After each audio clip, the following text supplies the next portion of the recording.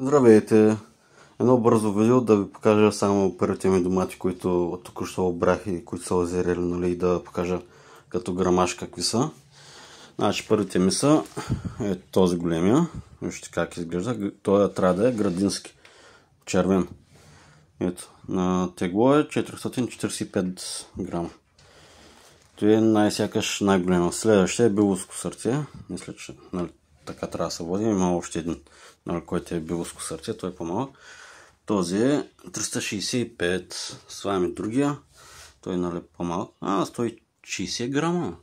Да. Пак добре, нали, като големина. Тия двата са хасковски розов. Той се е изцепил тук малко отдолу. Нали, зато и като две дупенца сено. Така, нали, първия го слагаме. 295 грама. Значи, добре, така. Втория, хасковски розов, той малко по-малко като грамаж. Добре, 225. Отделям ги. Този тук е в турбичка, защото при откъсването с цепи тук това цепата и да.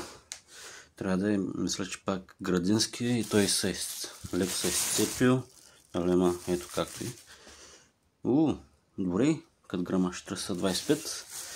И тук имаме един розов. Той нормално тегло 190. И тук вече е топченца, червени домати. Те са някакъв дървен сорт. Нали? Не помня всички тези домати сортове. Вече. Правим то с най-голям, който е. 140 грама. Общо тегло. Да. 460 грама за 5 домата. Червени, малки. И това е за доматите. Включването за красавиците е следното. Един ред с крокодилки. Тази като цяло ще е за такова за семена за разсад. Ще се остави.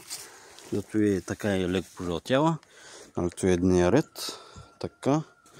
С крокодилки са. Ето е другата, която още е малка. Але расте си идеално. Тя е по-нависоко от нея с жълтеникавия цвят.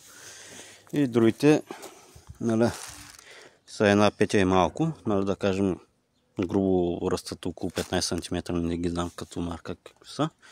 Може и гергана, ама не ми изглеждат като гергана. Ето го и реда другия с тези по-тъмните красавица. И тук са тиквичките, които са основно избил на няколко корена. Като за първа тиквичка, нали, няма някакъв пресаялтен вид, ама е много хубаво, защото има малко семки и е доста месеста и хубава хрупкава, като се опече или изпържи, нали, в зависимост какво искате да я правите, нали, като модел. Е доста добра. Това беше включването от мен за тази вечер. Довиждане.